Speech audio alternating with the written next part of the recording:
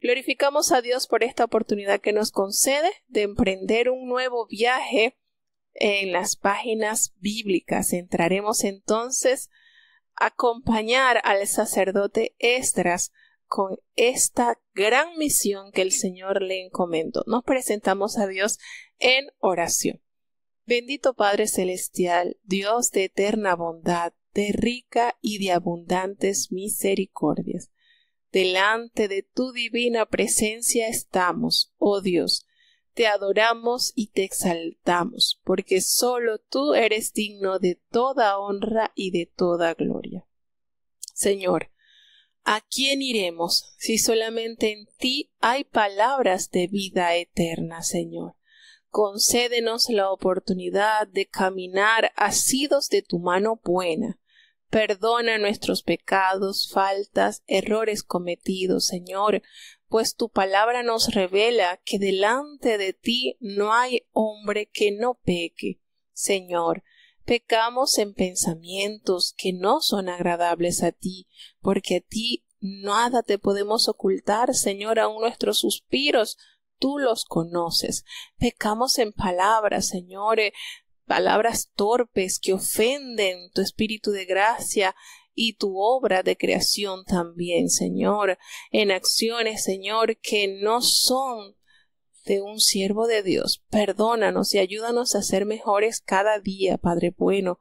Dios mío, los que están ya en la sintonía desde los distintos países, delante de ti los ponemos, para que en su amor y en su misericordia, Padre, tú puedas hacer una obra especial, pues sabemos que la fe viene por el oír, y el oír tu palabra, Señor, y tu palabra no volverá a ti vacía, sin antes hacer aquello para lo cual la has enviado.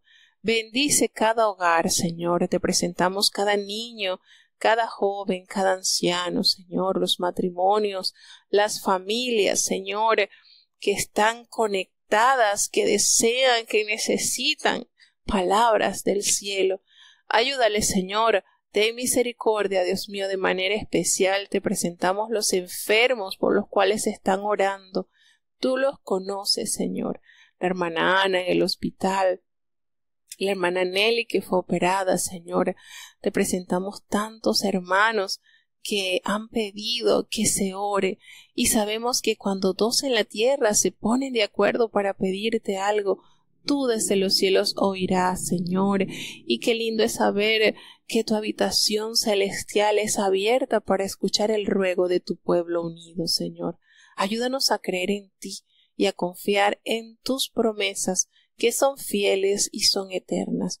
Quédate en medio nuestro, en el nombre poderoso de Jesús. Te lo he suplicado y en él te doy las gracias. Amén. Bienvenidos una vez más a cada uno de nuestros hermanos que ya están con nosotros, y efectivamente vamos a iniciar el libro de Esdras, sacerdote. Un libro que contiene solamente 10 capítulos, pero en estos capítulos encierran verdades maravillosas. Tenemos entonces el libro de Esdras, el autor de este libro, y la fecha aproximada pues dice que entre los 538 457 antes de Cristo, y el tema principal de este libro expresa el retorno de los exiliados a Jerusalén y la gran misión de construir el templo de Jehová. Tenemos entonces este hombre cómo es llamado para instruir al pueblo y para levantar también los muros del templo. La mano del Señor sobre este hombre al enviarlo a Jerusalén con la misión de restaurar no solamente los muros del templo, no solamente el templo, la fe de un pueblo que fue duramente castigado a consecuencia de su rebeldía. No podemos decir que el pueblo de Judá fue castigado porque Dios le plació castigarlo. ¿Cuántos años estuvo el Señor amonestando a su pueblo, enviando profetas, enviando varones de Dios para que corrigieran su conducta y su corazón estuviese dirigido a una genuina adoración y obediencia a Dios. El libro de Esdras significa, es decir, el significado de Esdras es el Señor es ayuda. Y pues nos damos cuenta que a través de la lectura de los capítulos podemos entender que aunque no se revela detalladamente que haya sido Esdras quien lo haya escrito, pero ahí podemos decir rasgos que dan a entender que fue Esdras quien lo redactó, al igual que Primera y Segunda de Crónicas, y también pues se cree que haya sido Nehemías, el libro de Nehemías, que lo escribió. La Biblia hebrea considera a Esdras y Nehemías como una sola obra. Esdras pues era un sacerdote y escriba que estaba muy empapado en los mandamientos de Jehová, y él se encargó de dirigir el segundo de los 3 grupos que regresaron a Jerusalén desde Babilonia. Fue un hombre devoto y estableció con mucha determinación la ley de Jehová como el fundamento de la fe del pueblo judío. Nos damos cuenta que aquí en este libro hay acontecimientos que ofrecen un panorama de aproximadamente 80 años de la historia judía y se divide en 2 partes. Desde el capítulo 1 al capítulo 6 cubre unos 23 años aproximadamente y pues trata la historia de la primera oleada de personas que regresaron del exilio bajo la dirección de Zorobabel y de la reconstrucción del templo. Después de más de 60 años de cautividad en Babilonia, Dios toca el corazón del gobernante de Babilonia, el rey de Ciro de Persia, y él pues envía un edicto donde se proclama que los judíos que desearan volver a Jerusalén a reconstruir el templo y la ciudad podían hacerlo. Un grupo de fieles judíos responde a esta invitación y se dirigen a Jerusalén en el año de 538 a.C. bajo la dirección de Zorobabel, y así pues se inicia la reconstrucción del templo. Pero siempre cuando el pueblo de Dios se prepara para un magno evento, siempre se va a presentar la oposición. Entonces, los habitantes que eran no judíos del sector desalentaron al pueblo para que se detuvieran las labores, y entra Dios en acción a través del ministerio profético de Zacarías y de Ageo, quienes instan a las personas a completar la obra que Jehová les encomendó. Aunque es cierto que fue menos espléndido el templo que se erigió al que se había hecho bajo el gobierno de Salomón, este templo se terminó y se dedicó precisamente en el año 515. De esta manera, entonces, el pueblo toma en acción el mandamiento de Jehová al construir el segundo templo. Son acontecimientos de gran relevancia y que vislumbran también acontecimientos que están por suceder. Así que tenemos acá que la aplicación personal que podemos desarrollar para este libro es que los mensajes del sacerdote Esdras son un constante recordatorio de cómo el pueblo de Dios puede extraviar su corazón y sus caminos. Sin embargo, Dios siempre cumplirá sus promesas a pesar de la actitud del pueblo. Nosotros fácilmente tendemos a olvidar las promesas y las cualidades que deben caracterizar lo que somos, lo que representamos como pueblo santo, como gente santa, como un pueblo que ha sido adquirido por Dios. Cuando esto sucede en nuestras vidas, pues los planes de Dios no se cumplen a plenitud en nosotros. porque esto trae atraso a nuestras vidas. Dios es más grande que nosotros y Él tiene tanta forma de superar nuestras limitaciones. Sin embargo, el llamado principal de este libro es que seamos obedientes de manera que se cumplan los planes que el Señor nos ha revelado a través de su palabra. Es un libro que contiene una gran riqueza espiritual y que nos llena también de mucho optimismo. Afianza nuestra fe al saber que lo que Dios promete lo cumple. Y esto es algo que en nosotros debe quedar grabado en nuestros corazones. Dios es un hombre. Dios no es hombre para que mienta, ni hijo de hombre para que se arrepienta. Lo que Dios prometió, Él lo hará. Entremos entonces a viajar con el sacerdote Esdras y emprendamos este viaje por las Sagradas Escrituras. Esdras, capítulo 1. Libro de Esdras, capítulo 1.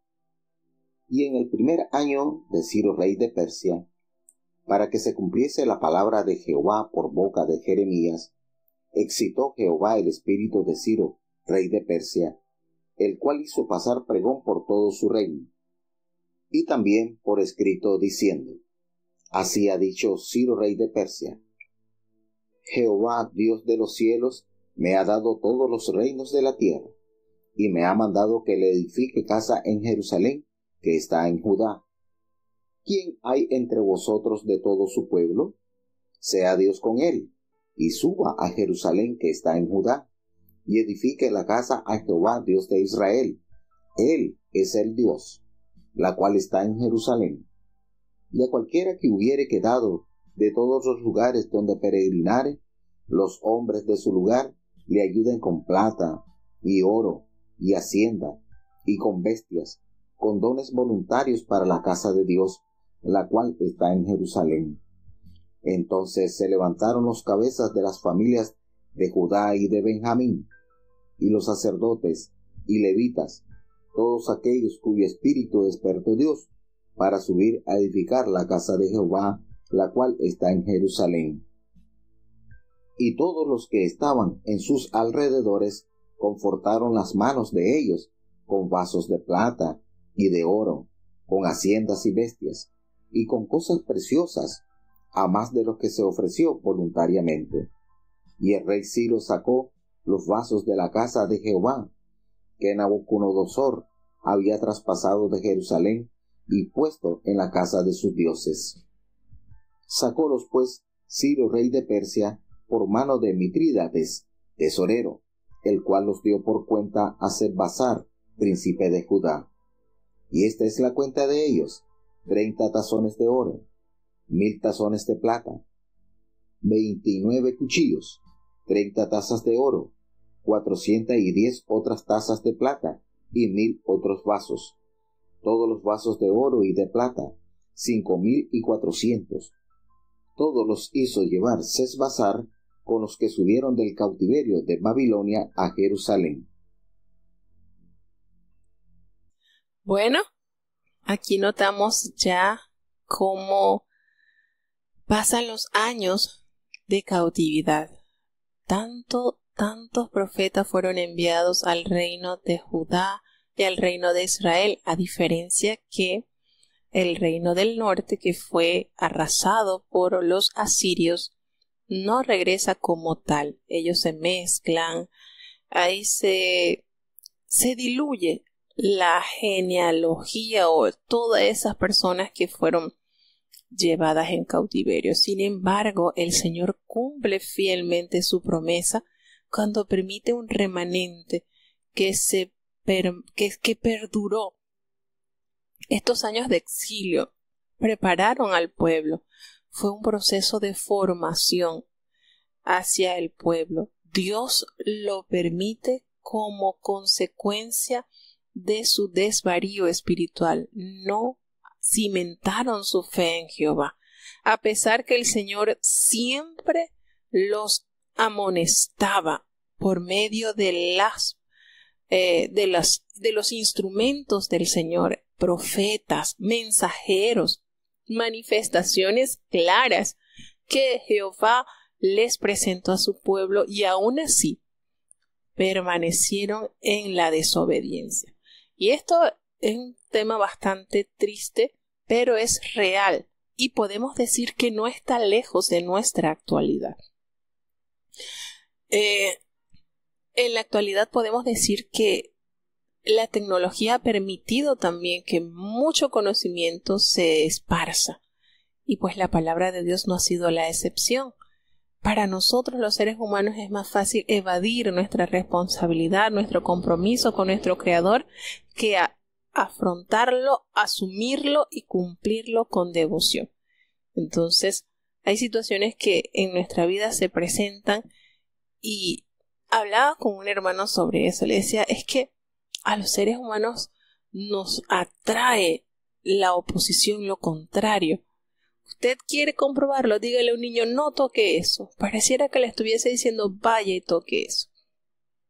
Es una cosa que está impregnado como en el ADN de uno. Es impresionante.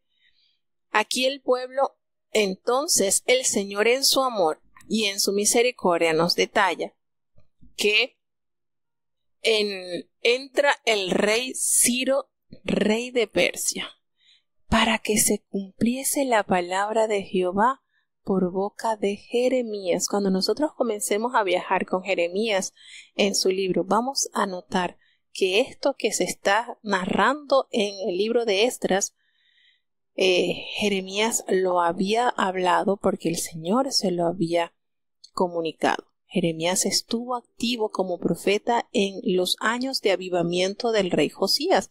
Recordemos que Josías gobernó un espacio de 31 años y él estuvo en ese avivamiento, aunque el pueblo no lo hizo de corazón, por mucho que Josías instó para que se arrepintieran y buscaran a Dios de corazón. No se cumplió a la manera que debían hacerlo. Y esto que está escrito acá, aquí como comienza,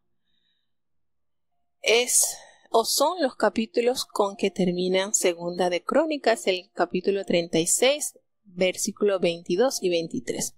Y me llama mucho la atención el saber de la historia de este hombre, del rey Ciro, porque pasa que en el capítulo 15 del profeta Isaías, el libro del profeta Isaías, en el capítulo 15, nos dice la palabra así, y se las quiero compartir para que vayamos uniendo para que vayamos conociendo un poquito más de este personaje. Isaías profeta dice así: así dice Jehová a su ungido, a Ciro, al cual tomé yo por mano derecha, para sujetar naciones delante de él y desatar lomos de reyes, para abrir delante de él puertas, y las puertas no se cerrarán. Que Dios nos bendiga a través de su palabra. ¿Y por qué les hago esta cita? Porque Isaías se refiere a Ciro, de quien se dice en este capítulo que fue ungido. Y si la Biblia me habla de que el Señor le califica al rey Ciro como ungido, pues no podemos dudar, porque Dios no nos va a revelar nada que sea mentira. Y entonces esto es una cosa contradictoria. Pero Ciro era un rey pagano, sí, pero recordemos que todas las almas son del Señor. Y es impresionante porque aquí nos dice que Ciro fue ungido en el sentido pues de que Dios lo escogió con una misión especial. ¿A quiénes eran los que se ungían en el Antiguo Testamento? O según lo que estamos viendo, bueno, se ungían a los sacerdotes y a los reyes, pero esa unción representaba la presencia de Dios en la vida de estos hombres. Entonces, por medio del profeta Isaías, Dios llama a Ciro por su nombre, y esto para que se cumpliera cuando el profeta Isaías profirió esta profecía. Lo hizo 100 años antes de que entrara en escena el rey Ciro. Imagínense ustedes, ¿qué les parece este acontecimiento? Entonces, esto que sucede aquí nos da a entender la grandeza y el dominio del Señor. Es que Dios todo lo tiene trazado. Él sería el instrumento por el cual Dios permitiría a su pueblo retornar a Jerusalén y construir la ciudad que había devastado el rey Nabucodonosor. ¿Qué les parece esto? ¿No es maravilloso confiar en Dios y saber que Dios no se le escapan detalles? Es maravilloso. Yo en lo particular me deleito el conocer estos detalles, el saber que Dios todo lo tiene tejido, todo lo tiene organizado. Tan bello es nuestro Dios, y que nuestras vidas estén en sus manos nos hace reposar seguros. Nos enseña que 100 años antes de que Ciro apareciera, lo escogió el Señor para una misión especial. Entonces, esto que dice aquí, nos dice, esto que nos está narrando aquí Esdras en el versículo 3 sobre Ciro, nos dice la historia que Josefo, quien fue un historiador judío, dice que Ciro liberó a Israel cuando se le mostró la profecía del profeta Isaías que aparece en el capítulo 45. ¿Qué les parece esto? ¿Qué impacto tendría en la vida de este rey cuando le mostraron una profecía que se había hecho 100 años antes de que él estuviese en el poder? Eso lo relata Josefo, quien fue un historiador judío.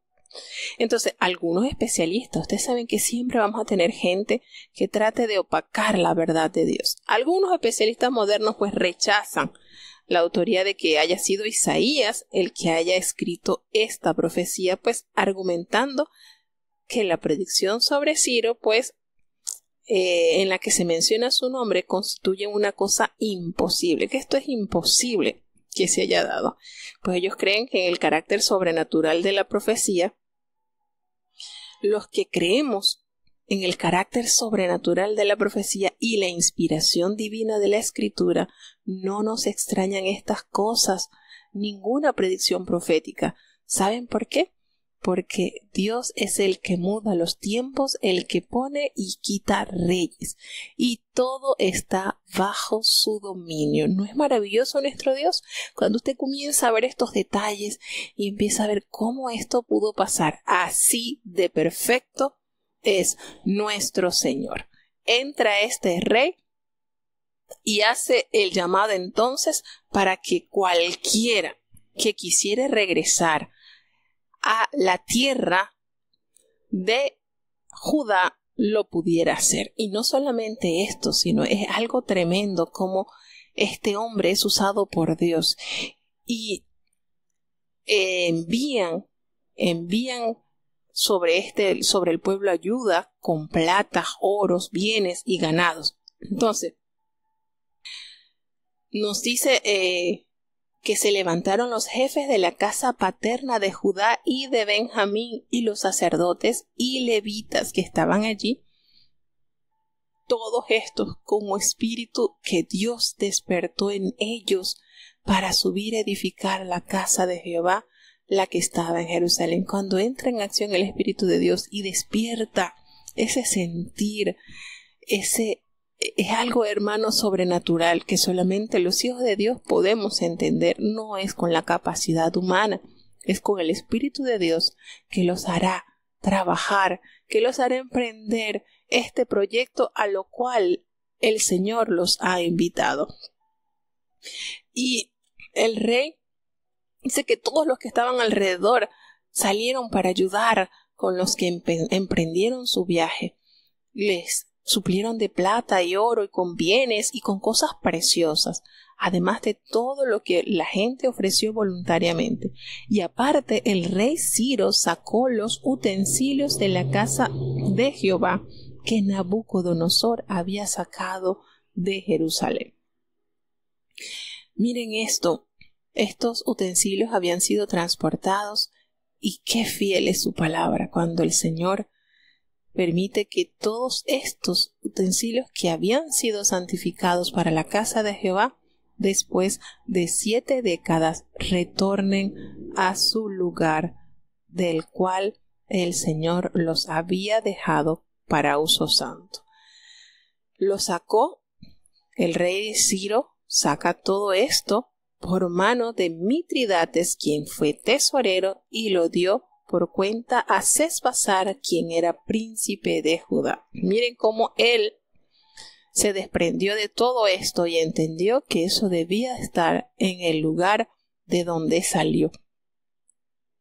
Y nos dice las cuentas: 30 tazones de oro, 1000 tazones de plata, 29 cuchillos, 30 tazas de oro y otras 410 tazas de plata y otros 1000 utensilios. ¿Buena cantidad? Sí, pero recordemos que esto era algo sencillito, mínimo, a comparación de todo lo que se había hecho cuando Salomón entra a inaugurar la casa del Señor. Así que vamos entonces a continuar con los cautivos que retornan a Jerusalén. Así que esto vemos cómo es maravilloso, cómo Dios nos muestra en su palabra acontecimientos que nos dan la certeza de que Dios conoce el presente y el futuro. Sigamos viajando con Esdras en el capítulo 2. Libro de Esdras, capítulo 2. Y estos son los hijos de la provincia que subieron de la cautividad, de la transmigración, que Nabucodonosor, rey de Babilonia, hizo traspasar a Babilonia, y que volvieron a Jerusalén y a Judá, cada uno a su ciudad, los cuales vinieron con Zorobabel, Jesuá, Nehemías, Seraías, Reelaías, Mardoqueo, Bilsán, Mispar, Bigvai, Reúm y Baana. La cuenta de los varones del pueblo de Israel. Los hijos de Paros, 2172. Los hijos de Sepatías, 372.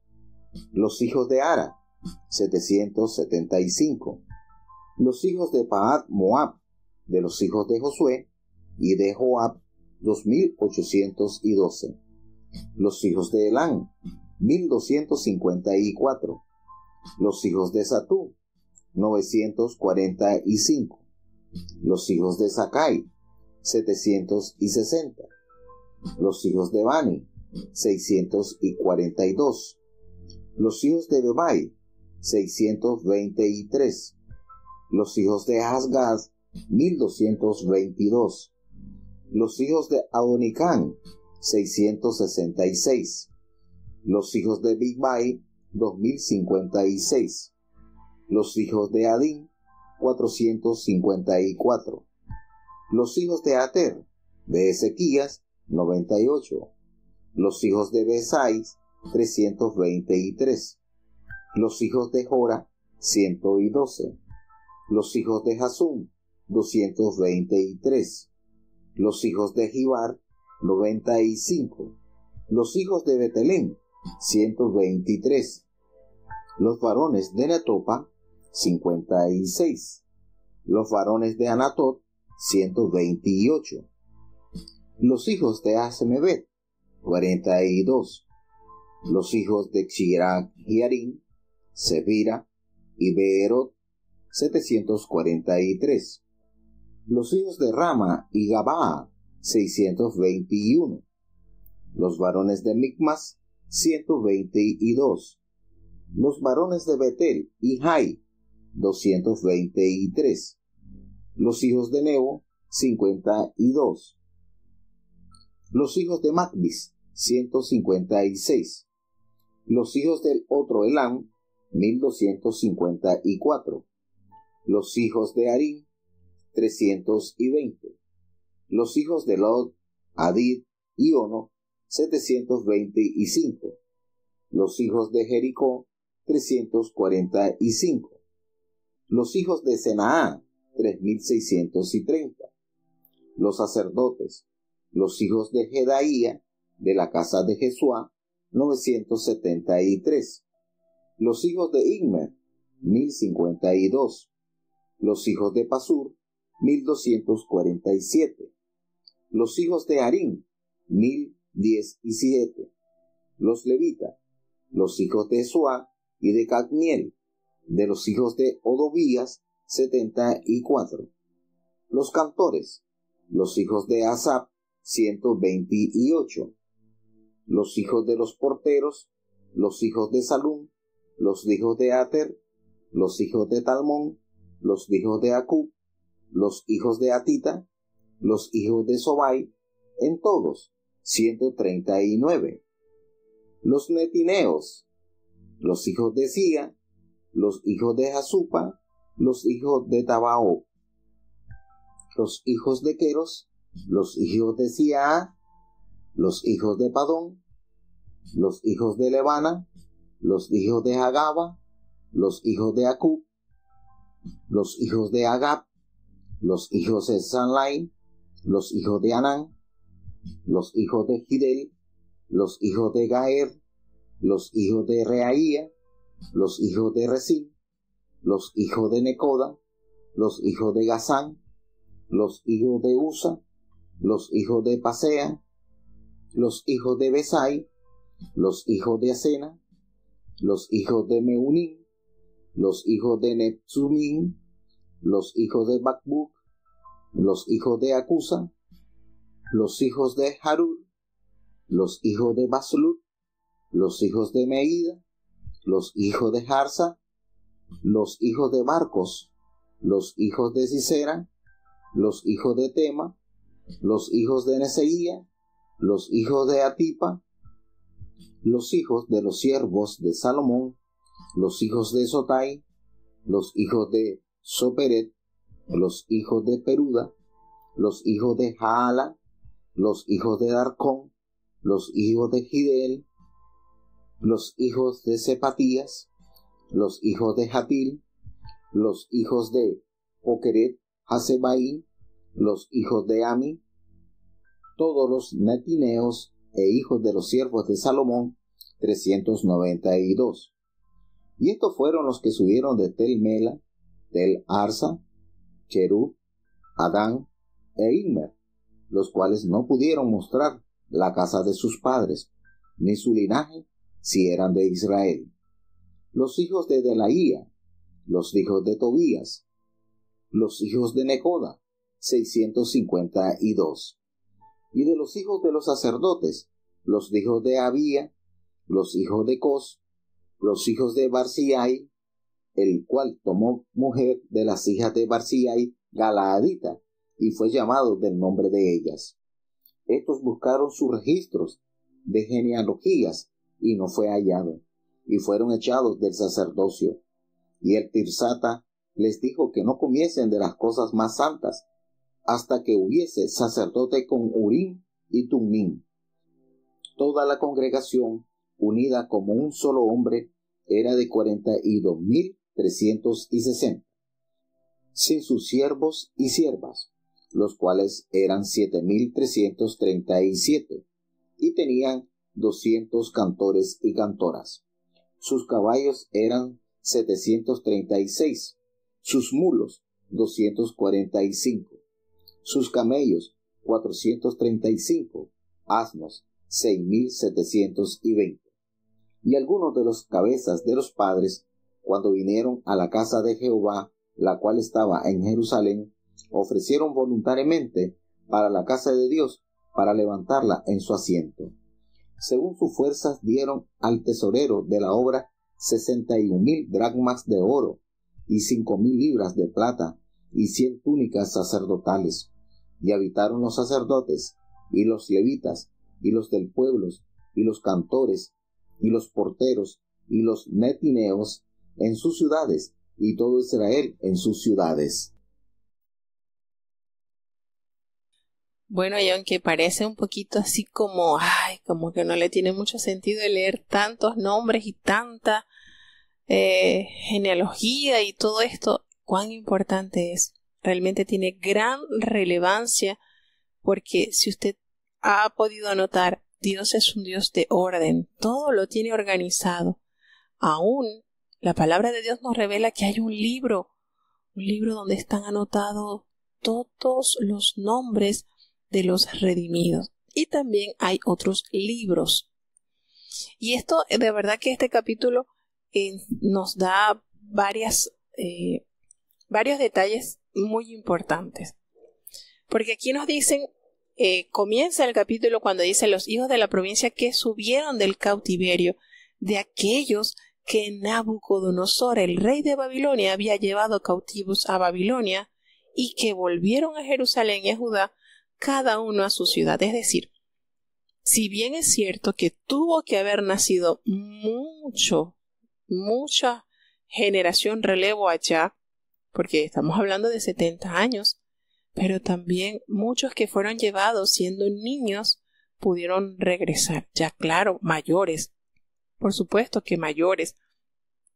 Otros murieron en Babilonia, quizás, ¿verdad?, ya estaban un poquito mayores o cualquiera cosa que les sucedió en esos años de cautiverio y quedaron sus cuerpos entonces allá enterrados en Babilonia.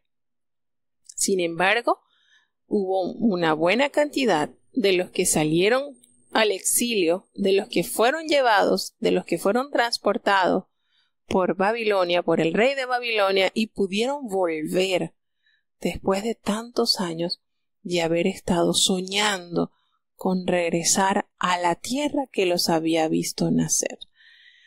Son sentimientos encontrados que embargan el corazón del ser humano. Claro que sí, imagínense cuántas experiencias, cuántos recuerdos llevarían en su corazón de esta tierra a la cual fue destruida a consecuencia de su terrible desobediencia. Y ellos vinieron entonces con Zorobabel. Recordemos que aquí están narrando sobre estos. Hubo 3 grupos que regresaron. El primero, pues, fue dirigido por Zorobabel, y aquí entra en acción entonces Zorobabel. El segundo fue dirigido por Esdras. Nos dice aquí que entran todos estos hombres, la cantidad. Los hijos de Paros, 2172.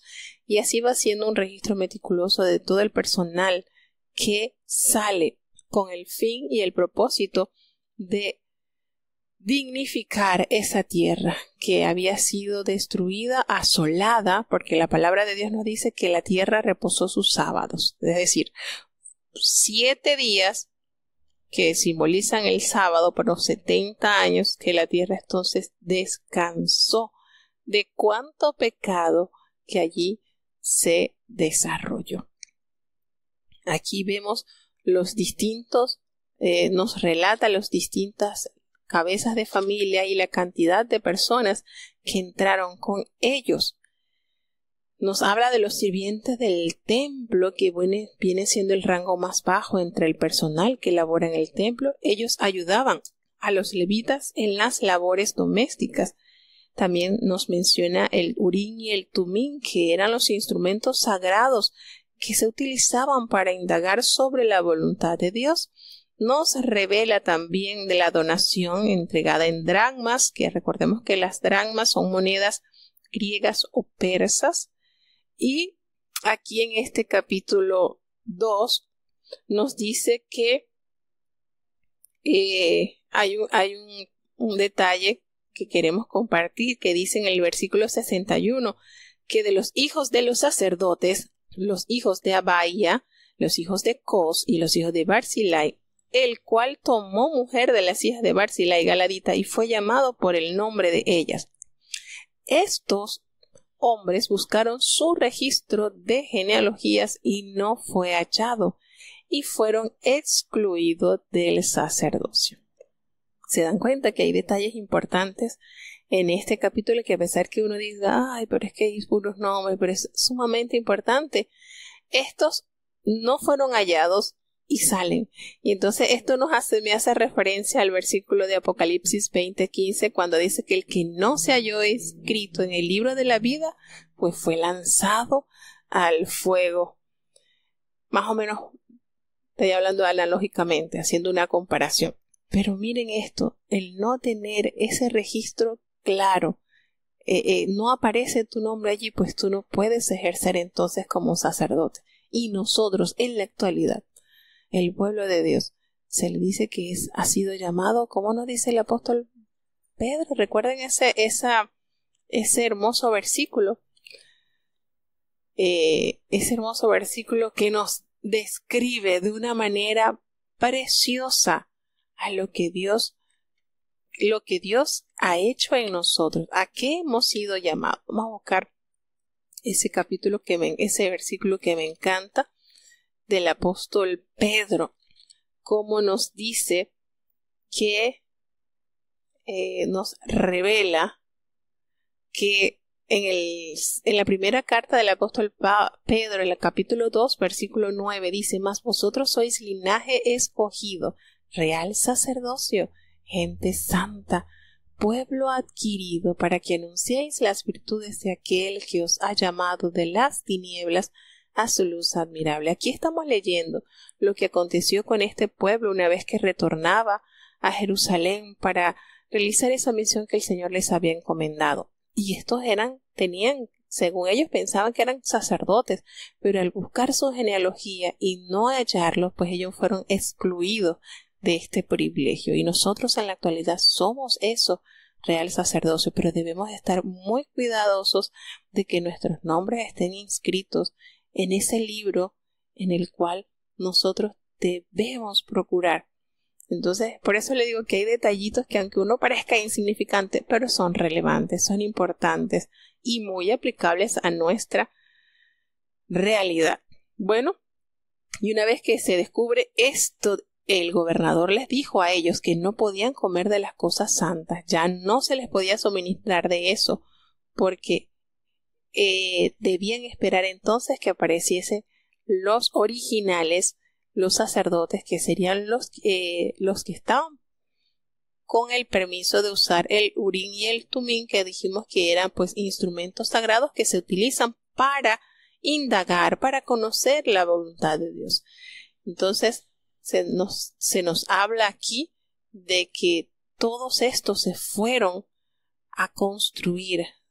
Se llegaron entonces y hubo una gran ofrenda que se entregó, y se entregaron túnicas sacerdotales. Ellos habitaron los sacerdotes y los levitas, los del pueblo, y los cantores, los porteros y los sirvientes del templo en sus ciudades, y todo Israel en su ciudad. Entonces uno dice, bueno, pero ellos tuvieron 70 años en el exilio, y cuando les toca retornar, ellos siguen. Allí están los sacerdotes, están los levitas, están los cantores, sí.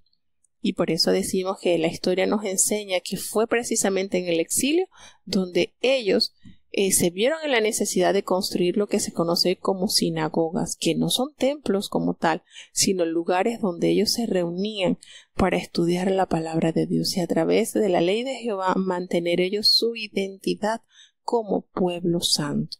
Todo este proceso que les tocó pasar a ellos fue una manera de ir moldeando y que ellos vieran que ese castigo, si ellos lo consideraban, si ellos lo tomaban como nos dice la palabra, Dios al que ama castiga y azota a todo aquel que tiene por hijo, pues de ellos saldría entonces una ciudad o un pueblo más fortalecido y más temeroso y cuidadoso en hacer la voluntad de Dios.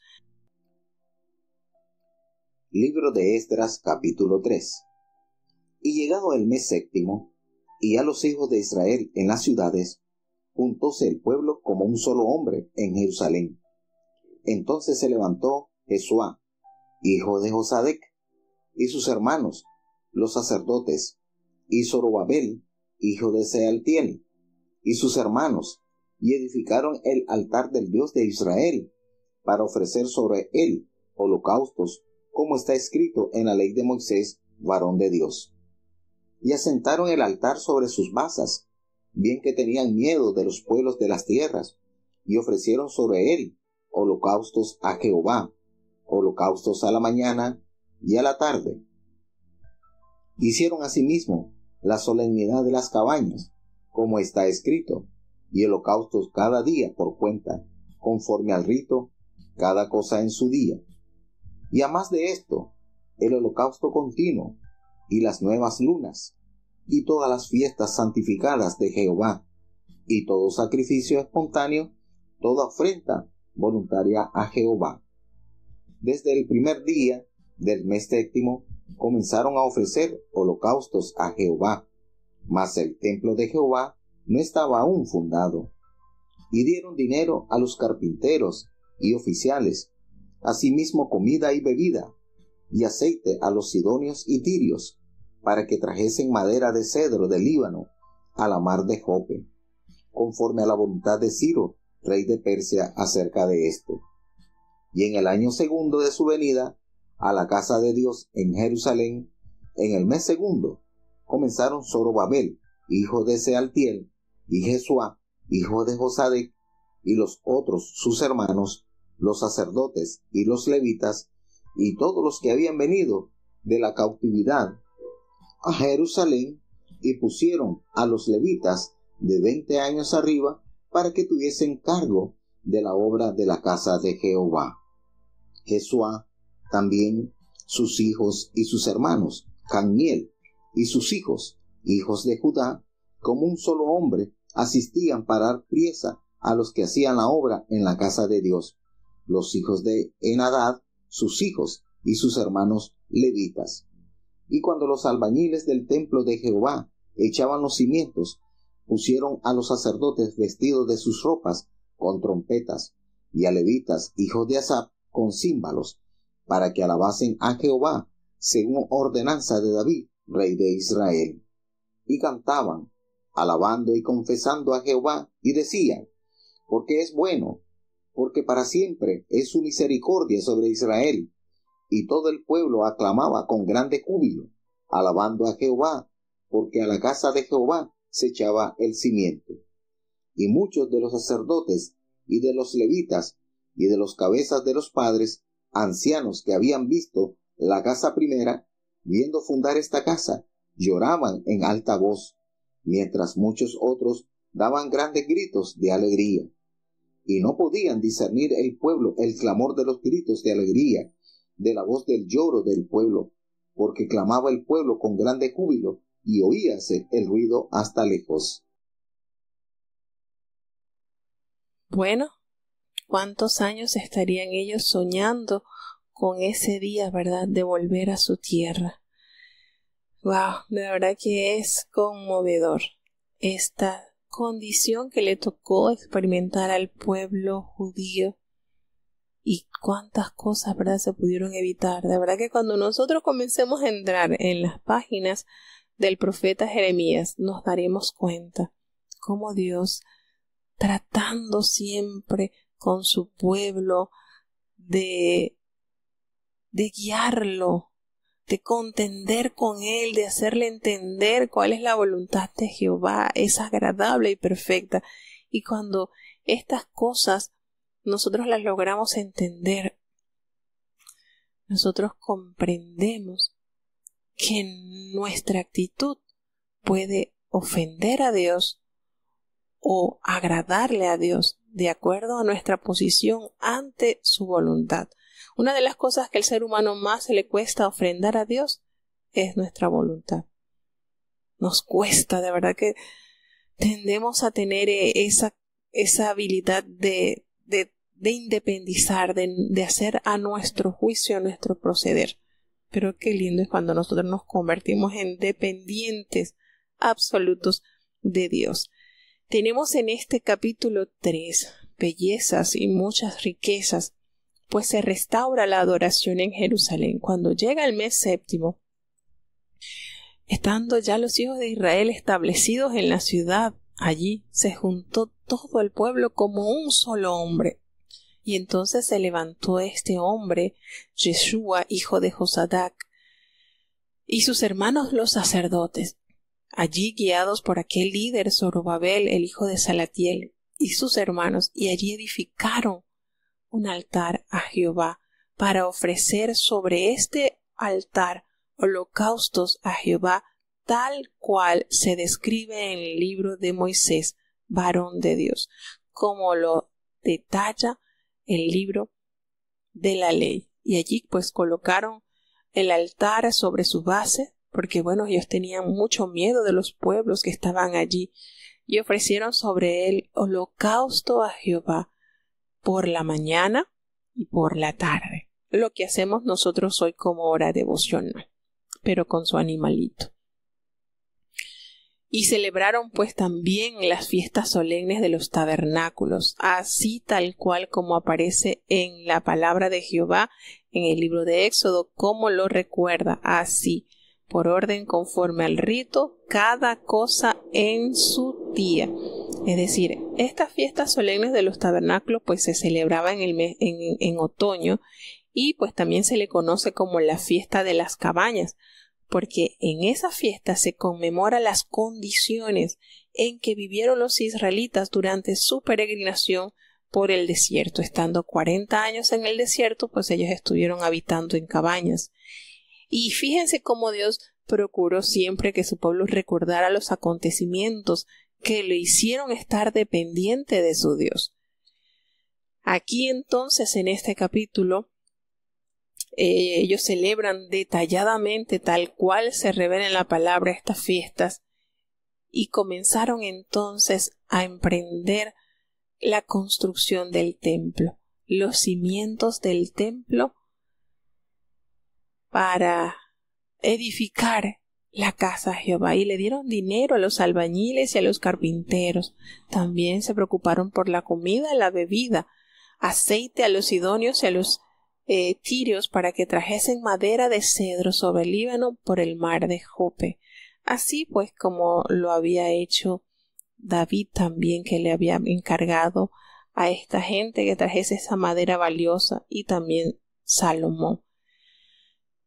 Todo esto lo trajeron conforme a la voluntad del rey Ciro, rey de Persia, sobre este mandamiento. Miren cómo Dios tenía ya el patrocinador de este templo, un rey pagano, pero el que el Señor lo había exclusivamente preparado para este tiempo y para este momento glorioso. Comienza la reedificación del templo. En el año segundo de su venida, entonces llegan el mes segundo.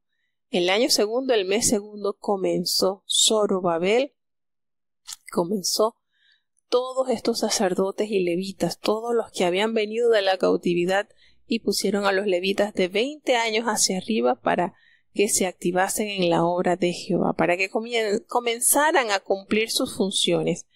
Y Jesúa pues también, y sus hijos y sus hermanos que eran sacerdotes, como un solo hombre asistían allí para activar la obra de la casa de Dios.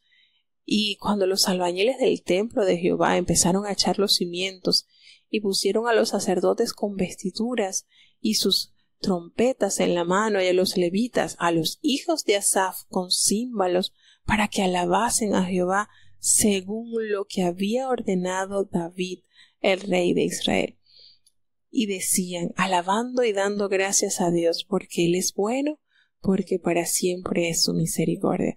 Y cuando leí esta alabanza, inmediatamente me recordé a lo que precisamente cantaban los levitas cuando el rey Josafat los convoca para ir a la batalla, y eso se encuentra en Segunda de Crónicas. Inmediatamente es que son expresiones muy pero muy parecidas. En Segunda de Crónicas, el capítulo 20, versículo 21 dice así: glorificad a Jehová, porque su misericordia es para siempre. Y el libro de Esdras, el capítulo que se acaba de leer, el versículo 11 dice: cantaban y alababan y confesaban a Jehová y decían: porque es bueno, porque para siempre es su misericordia.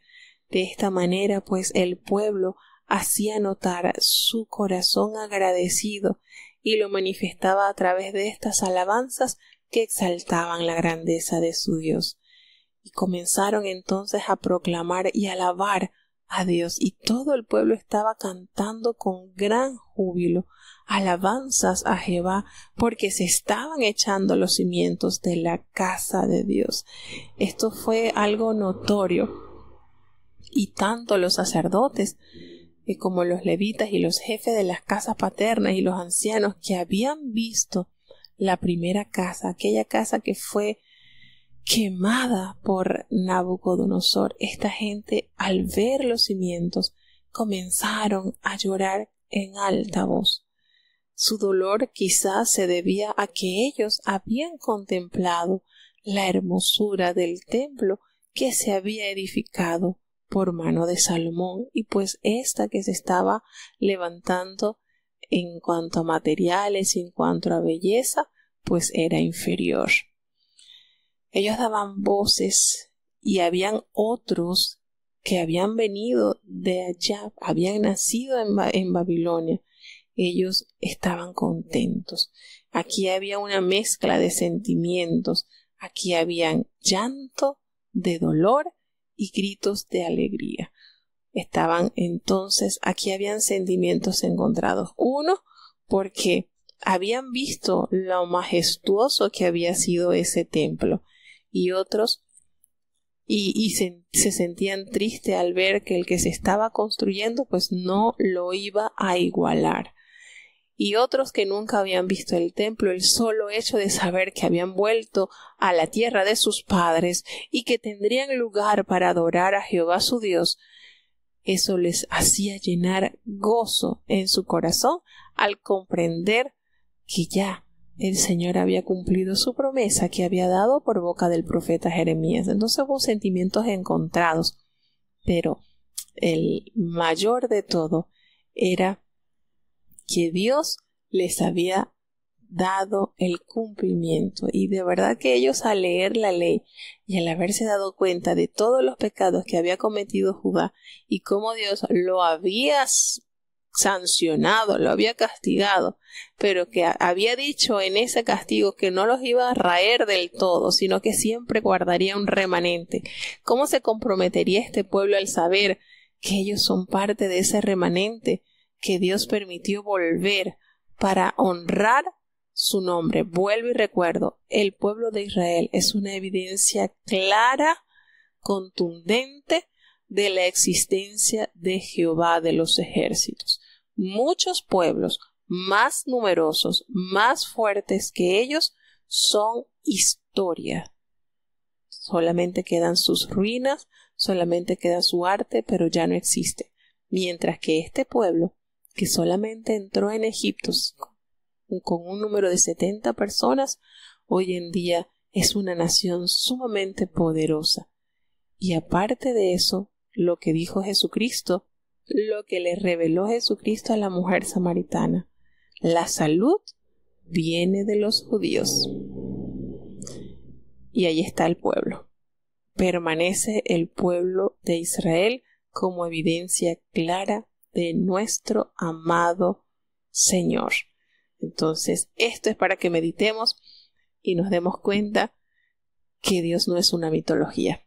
El Señor existe, y evidencia clara su pueblo. Nosotros pasamos a ser adoptados, israelitas adoptados, injerto, como dijo el apóstol Pablo. Así que bueno, de esta manera entonces llegamos al capítulo 3 del libro de Esdras. Agradecidos con todos por haber estado con nosotros. Vamos entonces a hacer la oración de cierre.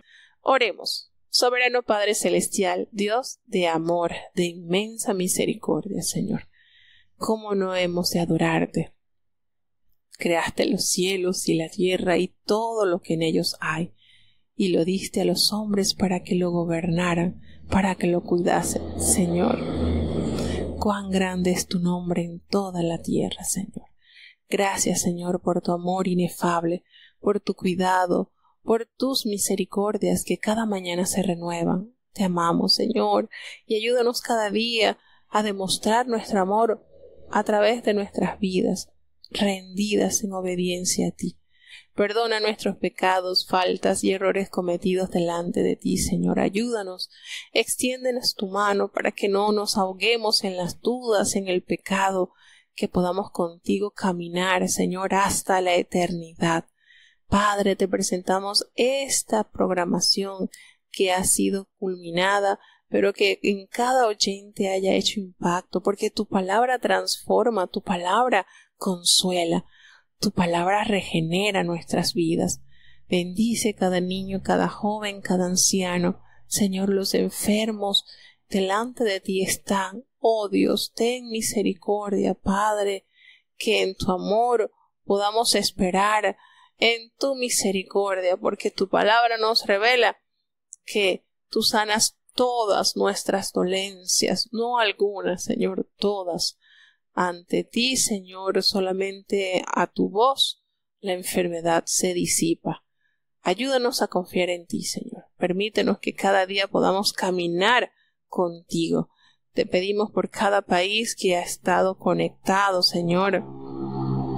Tenemos distintos lugares donde están conectados escuchando tu palabra. Tenemos hermanos de Estados Unidos, de Panamá, de Alemania, de México, Señor, de Ecuador, de Chile. Delante de ti, Señor, te los presentamos para que tú hagas una obra especial en cada uno de sus corazones. Ten piedad y acompáñanos, Señor. No nos abandones en estos tiempos malos, en estos tiempos difíciles, donde se puede comprobar que tus palabras se están cumpliendo. Todas las profecías tienen cumplimiento, Señor. Ayúdanos a confiar en ti. No nos abandones. En el nombre poderoso de Jesús te lo he suplicado y en Él te doy las gracias. Y ahora te pedimos, Señor, que el bendito amor de Dios, la gracia y la paz de nuestro Señor y Salvador Jesucristo, la compañía y comunión de tu Espíritu Santo, quien es nuestro gran Consolador, sea con cada uno de tus hijos, nos guarde desde ahora y para siempre. Amén.